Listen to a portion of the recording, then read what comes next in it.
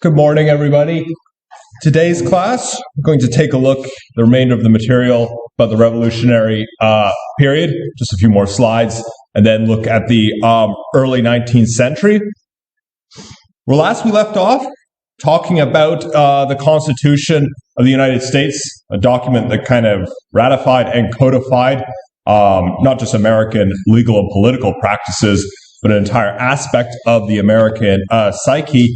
And at the end of last class, I mentioned this idea of the freedom to pursue prosperity, which seemed to be a kind of promise, if not a concession, that the U.S. government was making to its people. And I would say that you can trace the roots, the foundations of a very important ideal, even to this period. That would be the American dream ideal, which I say is embedded in U.S. culture. There you see a novel by Horatio Alger, a 19th century author. The American dream persists to this day as an ideal that supposedly is caught up with the American nation, although I'm sure variations of it exist all over the place.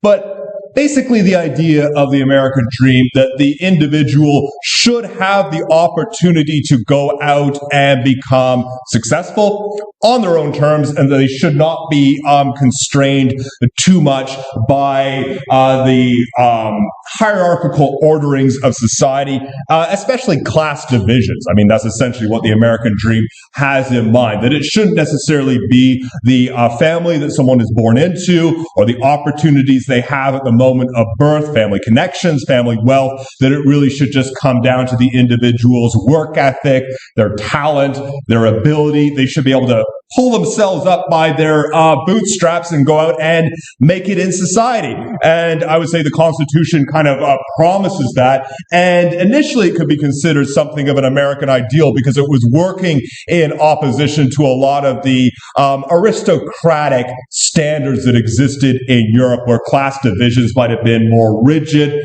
where the family you're born into really determines the path, your course through life.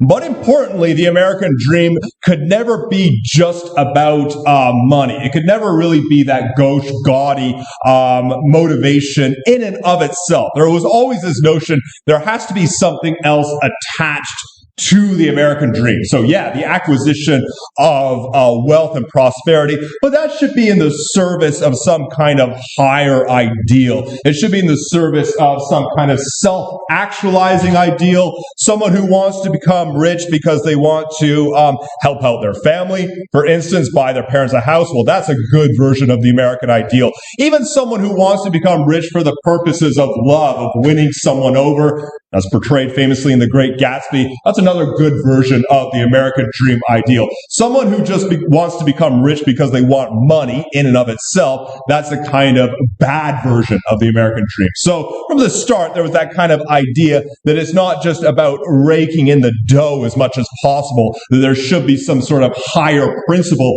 attached to it. Now, whether there always has been or ever was is, of course, another question.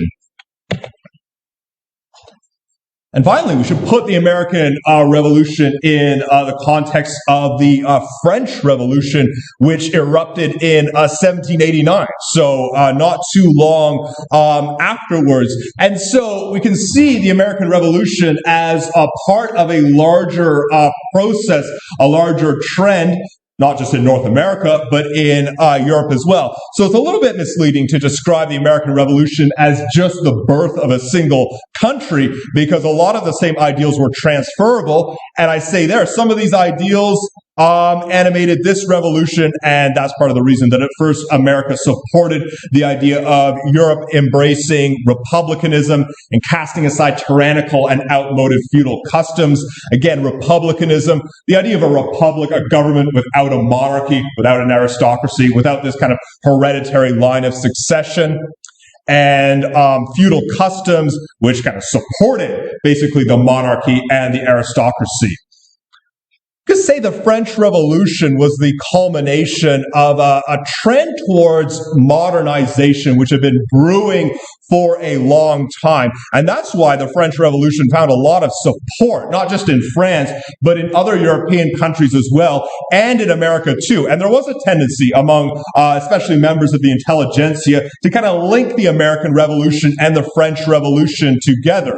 You have to understand, here we are in the late 18th century, the ideas of enlightenment have been in motion for a while. The scientific revolution has been in motion for a while as well. There are paradigm shifts that are occurring and have been occurring for a long time. A transition from the feudal social order, that kind of very rigid social hierarchy, to a more capitalist social order, but also a transition from a kind of religious paradigm to a scientific paradigm.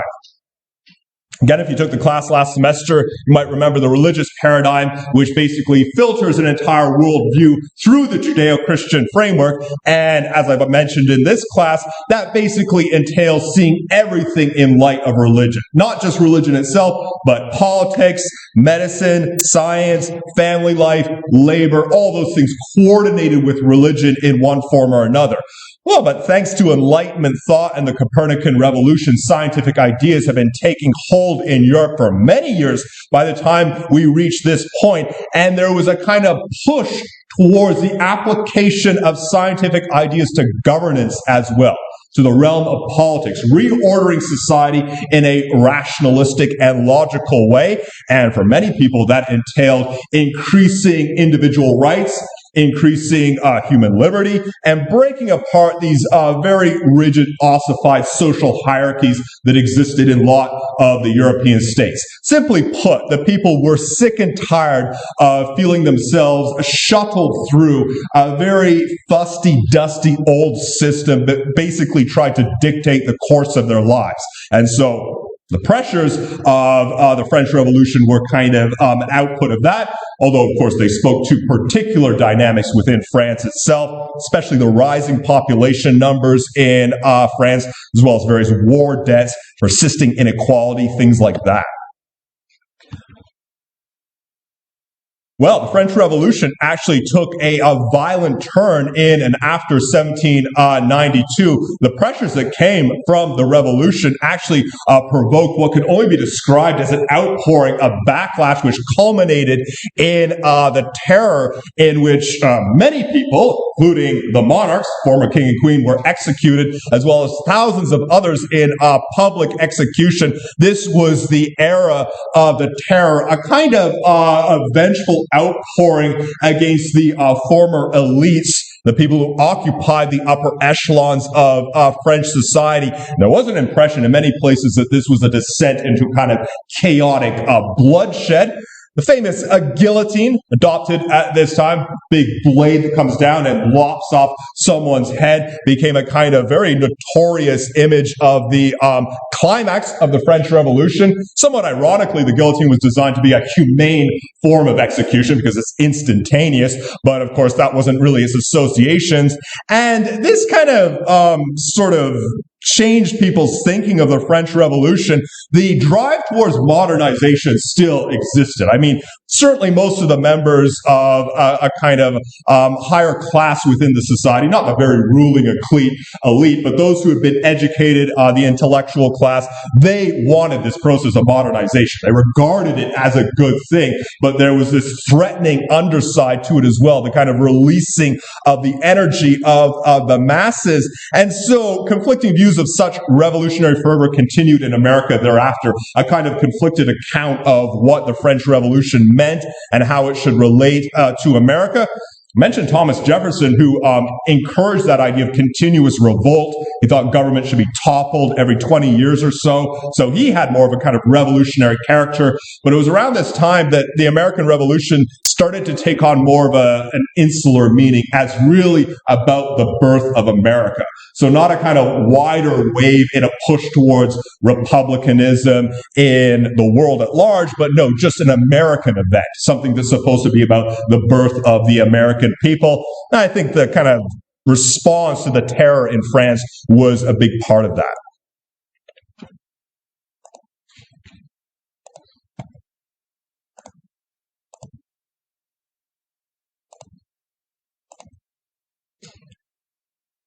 So, we get into the early 19th century, and this is a period where America comes into its own as a sort, because this is the era where the idea of this unified single nation gains traction. Remember what I said. Immediately after the American Revolution, the country is sort of in dire straits in a way. I mean, there isn't really a guarantee it's going to last for very long as this narrow strip of a nation hemmed in on all sides by hostile forces, so they saw it.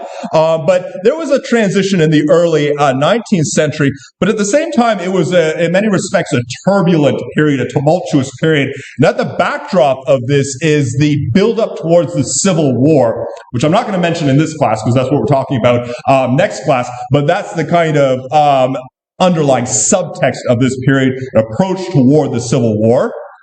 There's plenty of other things to talk about. Instead, the War of 1812, the aftermath of that war, and westward expansion and the Indian Removal Act of 1830.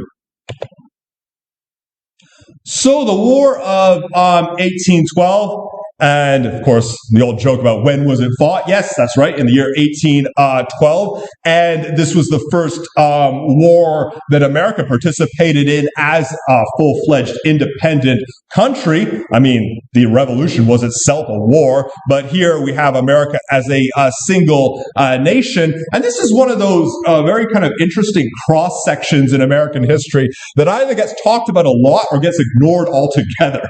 Those are the kinds of two extremes. It isn't kind of entrenched in the national imagination in the same way as the Civil War. And the main reason for that is that America didn't really win the War of 1812. It didn't lose it either, though. It was a kind of a stalemate, and those are not the kinds of wars that get glorified after the fact. But nonetheless, very important to understanding the development of a lot of things in American national history.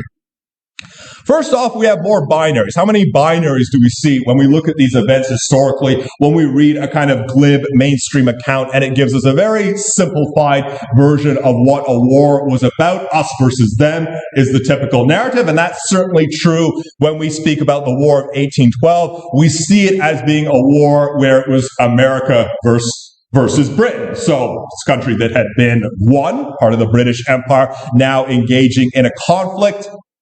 If you wanted to nuance that a little bit more, you could say it's more specifically patriots. That's people who support the American Revolution, American independence, versus loyalists. Loyal to who? That would be to the British Empire, battling for control of Upper Canada. And then one of those confusing paradoxes, Upper Canada actually refers to the lower part of Canada because it had to do with the waterways as opposed to the geographic location. Take a look at that in a moment. And so that's basically how people frame the War of 1812. The realities of that, yes, patriots versus loyalists, Britain versus America, but also Irish subjects versus the British Empire, which I'm going to talk about. They were participants in the War of 1812 because Ireland at this time was part of the British Empire, but you had many people from Ireland who were eager to escape from the empire, and America was the place that they ended up coming to. And they, to a degree, did the lion's share of the work in the War of 1812 for the American side. Partisan politics here, isn't this a familiar story in American history? Political divides within the country, and I'll speak about this. This kind of binary system that exists in American politics today, well, we can trace its roots all the way back to the beginning. There you see a familiar name, the Democratic Republicans. Yes, that was actually once one political party before it split in half into the Democrats and Republicans. And once upon a time, you had another party known as the Federalists. And there you have your basic 50-50 opposition, which existed from the beginning, instrumental to the start of this war. And natives versus American encroachment and expansion. Mentioned that as well. So there were these different competing threads, and you could almost describe this as a civil war of sorts, because it wasn't just America as this single entity battling against Britain, but also caused by a myriad of different forces and strands that existed within this very young country. So Britain and America. After the American Revolution, the British and Americans were uneasy neighbors in North America, with many loyalists having fled to Upper Canada. That's basically Upper Canada, what corresponds to what is now southern Ontario, as opposed to Quebec.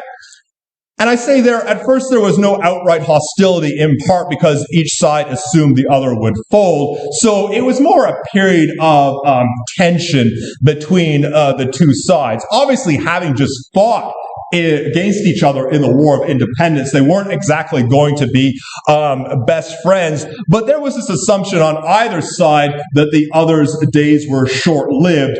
The Americans thought of the British Empire as this overextended kind of feudal institution, which inevitably was going to get caught up in the sweep towards modernization, towards republicanism. Initially, the French Revolution seemed to kind of support that idea that the system in Britain was this outmoded, creaky system that would collapse. The British, for their part, regarded this upstart new country as just a kind of temporary experiment, which probably was not going to last very long. The British expected the American state would not be able to survive on its own, so they were both kind of just biding their time, waiting for the other to fold.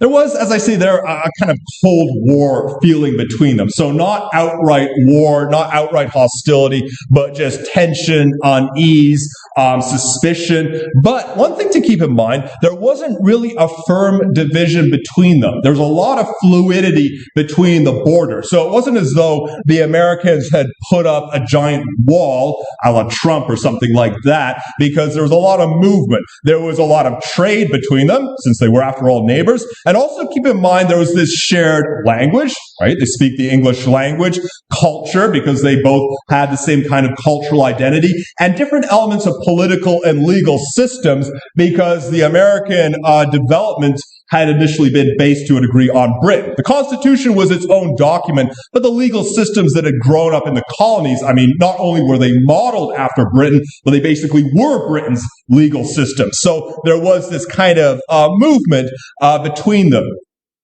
Nonetheless, in the lead up to 1812, there was a battle for the psyches of the two people. And this is a kind of interesting historical narrative. I describe it there as a fight to determine whether any given individual would be a subject or a citizen.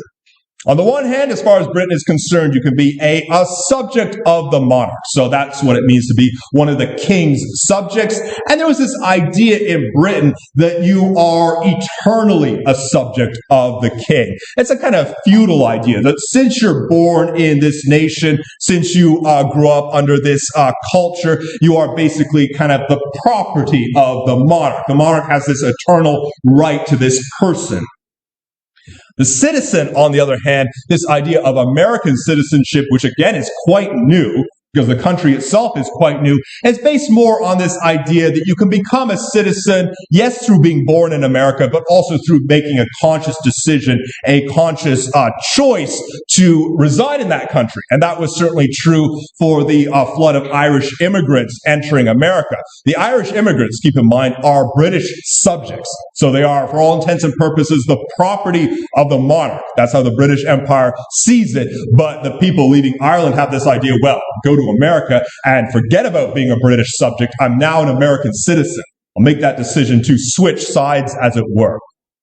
You could see this developing, a fight to kind of claim the people as their own. And this is one of those stories that I think goes back to the heart of warfare across human history. We have this idea of battles and wars being fought over territory, over particular pieces of land, over resources. But a lot of wars are fought over people. It's the desire to claim groups of people as your own, to kind of bring them over to your side. And we could trace that, I would say, back to the very roots of war, thousands of years ago, to the time of the agricultural revolution, trying to bolster your own side by bringing other people in. Why? Well, because you need a lot of warm bodies, right, to do whatever work needs to be done, to occupy your military, to work the land. It's all valuable if you can kind of bring other people in. And so that's the kind of struggle that was starting to develop here, this kind of come over to our side, stay on our side, no switch sides, that was in the works for the decades after the revolution. I see an image, a kind of idealized image of the British Empire toward the end of the 19th century, not at its zenith, not at its peak, and this is, of course, later on than 1812, but nonetheless growing at this time. It's kind of one of the ironies that Britain loses the American colonies, so they lose part of their empire, but then subsequently the British Empire keeps growing and growing all around the world. Part of the reason that Britain was very eager to reclaim American citizens was that it needed bodies for its fast-growing empire, especially military bodies. As the saying went at the time, the British Empire was starting to look a lot like the proverbial oak tree in a flower pot. In other words, something that is way too big for what it's growing out of. The story of Britain, of course, is of a quite small country, small island nation. So how exactly do they expect to maintain this imperial domain, which is scattered all over the world in different places? Well, they need people to kind of man the forts, as it were. And it's similar to the story of the Americas. The idea that the British could send their people to, say, invade and conquer India, I mean, ridiculous. They could never do that. At the most, they could be there as kind of administrators. And that was the story of the British Empire in so many different places around the world, not completely rolling over the land and the inhabitants, but arriving there in a selective manner. But already the empire was kind of overextended at this juncture. Yet subjugated people within the empire, namely from Ireland, were already fleeing to America. So at the same time the empire is expanding, you have a bunch of people within the empire who are already trying to get out of it. Streams of Irish immigrants have been coming to America prior to 1812, and their numbers increased dramatically thereafter, both before and during the devastating potato famine, that's 1845 to 1852. And so here you have another story of people who participated in the War of 1812, but this was kind of subjects, oppressed subjects within the British Empire fighting against the empire. I mean, that's to a degree what it amounted to during this war. I say there, all told, several million Irish people came to America during the 19th century. This gives you a portrait of where the swelling population of America was coming from, not just from Ireland, other countries as well in Europe. Remember what I said before. Initially, in the 1600s, it was predominantly people from England, many of them who had been deceived or even abducted. Thereafter, you have a little bit more heterogeneity, diversity. You have Scotland, Germany, not to mention the abducted African slaves. And then you have Irish people as well coming. So you have these different streams which are kind of diversifying the country. The picture of a lot of these settlers, pioneers arriving in America often gives this rosy image of people seeking out a better life, dreaming of the ideals of egalitarianism and opportunity that are rife in America. And that might have been in their mind. But for the most part, these people were coming as refugees, you would call them. I mean, these were people who were packed in the dungeon-like holds aboard ships, lightless, airless, some of them dying, some of them already dead, just packed in these holds like cases. And in America, whatever opportunities they were seeking out, they quickly became a new version of a cheap labor, essentially contributing to a growing manufacturing economy. So these were the people who were involved in all sorts of grunt work, including laying railroad tracks or just working at all the different things to build up the American infrastructure. And as had been the case previously with other people who had arrived as cheap labor to America, their lives were not considered of any account by the people who employed them. I mean, their death rate was phenomenally high, accidents, diseases, and so on, all contributing over the course of the 19th century. And these were people who are not necessarily included in that American dream project. Mention partisan politics. different visions for America. There's someone I mentioned previously, Thomas Jefferson, a kind of revolutionary thinker and also an American president, Democratic Republican, and Alexander Hamilton, who was the leading figure in the Federalist political party. Note Hamilton actually died before the War of 1812, but here you have two individuals at loggerheads with different ideas of what the American nation should be. I'd say there the Republicans regarded British maritime activity as a threat to American sovereignty, whereas the Federalists were sympathetic to Britain's struggle against Napoleon, so giving you a sense of the division in their perspective. But of course, given the kind of nature of partisan politics, there was this kind of degeneration into a perspective that the other side is basically a traitor. And I mean, sounds familiar today, right? Republicans and Democrats, that's the kind of de facto point of view perspective of the other aisle, the other side of the political party. The Democratic Republicans, or the Republicans, just as they were often called, hence the term GOP, Grand Old Party, because the Republicans are regarded as being the first political party. The Republicans were the ruling majority party at the time, and they increasingly saw the Federalists as traitors who were conspiring with the British and natives against America. And there too you have a kind of very familiar story where the other political party is in cahoots with a foreign enemy, that they are looking to bring down our country, our union from within, and the divisions between the two sides in terms of their approach were becoming increasingly intense. And you could almost say that the outbreak of the War of 1812 was in some respects an attempt by the Republicans to defeat the Federalists. So you could almost see it as this kind of internal conflict having to do with American politics themselves.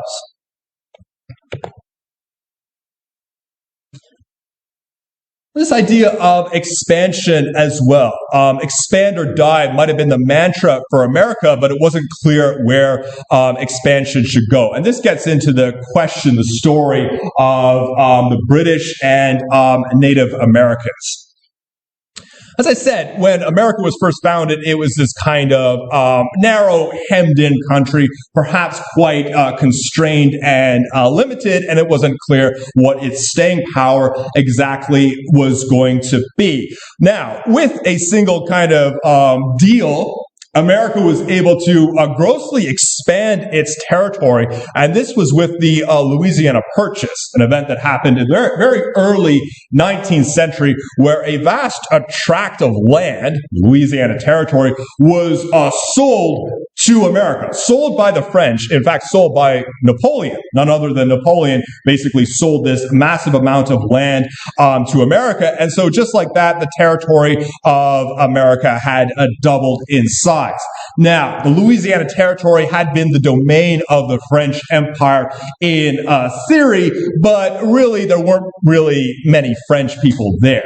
Native people lived in the Louisiana Territory. So this domain was nominally part of France, but France hadn't really done anything with it and didn't intend to do anything with it. So America has this vast territory, and there's this idea that perhaps there's going to be this continuous westward expansion into these territories. Well, a couple of issues here. First of all, you have, again, native people, different nations, different groups and tribes already occupying that land and typically supported by the British. The British would be eager to support the natives in their frontier skirmishes and battles against the American to resist this idea of American expansion. That's one of the main issues here. And the other issue was the very real possibility of losing control of this process of expansion. Because you have to understand, at this time, the centers of power in America are all here on the eastern seaboard.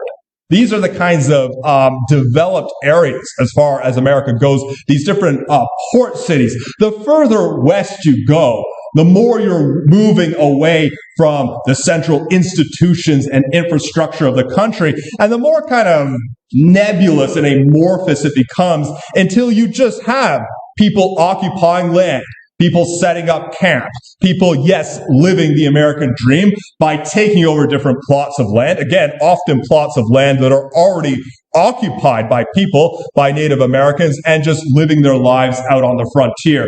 And once those people are doing that, the centers of power back east seem very far away, very distant, not really having a big impact on their lives. So, expansion could exacerbate an old problem, losing control of the people. The idea of America kind of bleeding into this sort of nebulous, amorphous country.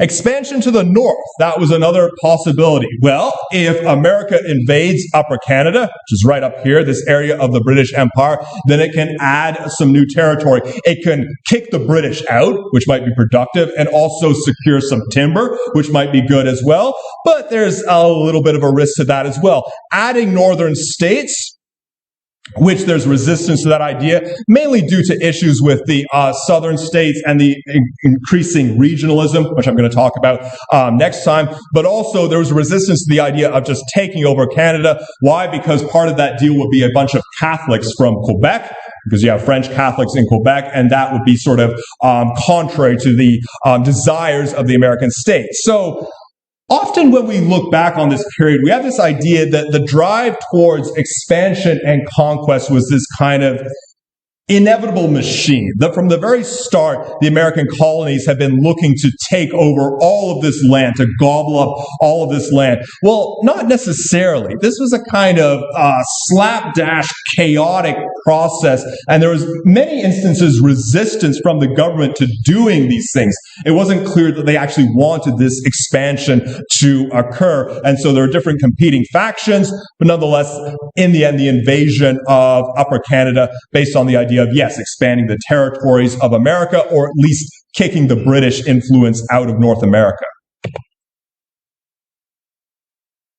Now, there are all sorts of complex issues pertaining to why this war would start. As I say there, maritime restrictions because of the British maritime trade practices, issues of citizenship. At what point does someone become an American citizen? But you can't really fight wars just telling people about these complex issues, because they don't stoke enough of the fires. They don't drum up enough war fervor. No, in order to actually get the people on board with fighting a war, you have to give them some quite simple narratives, and you have to focus on some kind of outrageous issues. And of course, we see that today. Take a look at the war with Russia and Ukraine, and the kind of simplicity with which that is presented. The causes of the war, trying to reestablish the old Soviet empire, or Vladimir Putin is just crazy, right? That's the kind of narrative that exists in a lot of mainstream media. Well, causes of the war between Russia and Ukraine are very complex and very intricate and have been building for a long time, but it's not productive to tell people that, right? Because they just want a kind of simple idea that they can grab onto quickly. Well, so too, at this time, the American government focused on the issue of impressment, which kind of means conscription, but a particular form of conscription. The British practice, which is something they did, of simply abducting American citizens into their military on the basis that they were really subjects of the monarchy. And there you can see a kind of image of this sort of process going on, separating husband and wife, just basically dragging a man. This could be, for instance, an Irish immigrant, someone who's a subject of the empire, dragging this person and forcing them into the British military on the basis of the idea that you're a subject of the king. Despite what you might think that you're here in America as an American citizen, no, you're actually a subject of the monarch. And so this became one of the main talking points. This was a practice, but as often happens, the stories about it were kind of layered on top. There's stories about sailors being chained to posts and being whipped, or being forced to walk the plank, or being summarily executed. All these stories built up this image of the British military, the Navy, for instance, as this despotic, brutal place where Americans were kidnapped and then tortured and then killed arbitrarily. And so this kind of stoked the fires and layered on this desire to fight the war. And so, too, the depiction of Native Americans in the frontier regions, the famous, infamous depictions of the practice of scalping, cutting off the top of someone's head, or at least the scalp and the skin off the top of their head as a kind of a war trophy.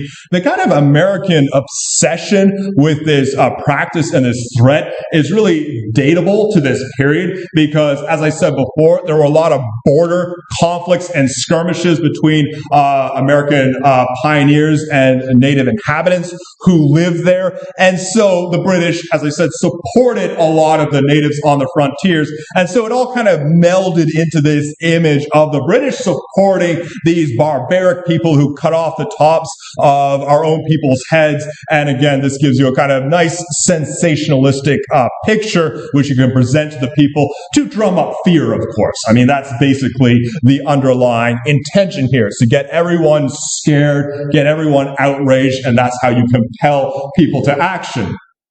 Again, if you just tell them about we're having problems with maritime practices and trade with the British, etc., right, it doesn't have any effect, right? But if you tell them these kinds of stories, then everyone is suddenly up in arms and spoiling for a fight. The war itself, well, a kind of war of attrition of sorts. And as I said, keep in mind that there were just kind of different wars being fought. I mean, on the one hand, you had, yes, loyalists versus patriots, American versus the British, but you also had Native Americans versus the American pioneers, and especially in the Great Lakes region, you often had natives and British teaming up against Americans. You had Irish subjects against the British Empire. You had Federalists versus Republicans, all in this kind of morass of this war, which kind of slid into a bit of a disjointed mess. But one kind of significant event did happen in August of 1814. That's when British forces occupied Washington, D.C. Significant event in American history because that's the only time that Washington, D.C. has ever been occupied by a foreign military. So it happened exactly once in its history, and they strategically burned down several buildings in D.C. They didn't torch the entire city, but it was just several important buildings, including the White House. It was actually burned to the ground at this time, or not to the ground, but it was set on fire. Yet neither side was able to achieve a decisive victory, and the Treaty of Ghent, signed late in 1814, basically restored the original borders.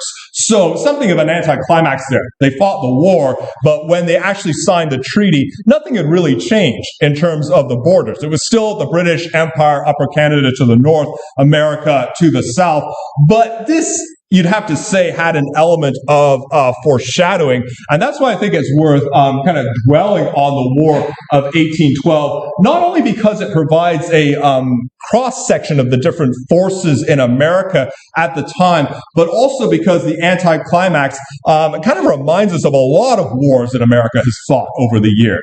I mean, it would be one thing if you'd say, well, this is a country with the most powerful military in the world that basically fights in a bunch of winning wars. But historically speaking, how many wars has America fought where things dragged out for several years and you have the impression that the original borders were restored, or nothing really happened in the end? The Korean War, the Vietnam War, to an extent, the Iraq War, and how about most recently the war in Afghanistan? Remember that war started after the terrorist attacks in 2001 with the intention of expelling the Taliban regime. And just recently, right, here we are in the year 2023, the Taliban regime recently came back to power in Afghanistan following the withdrawal of American troops. So the War of 1812, the kind of pointless war, as it turns out, in terms of winning or losing, I think that sets a tone for the kinds of wars that America would predominantly be involved in across its history. Okay, so let's take the break here, come back in 10 minutes and talk about the other two topics.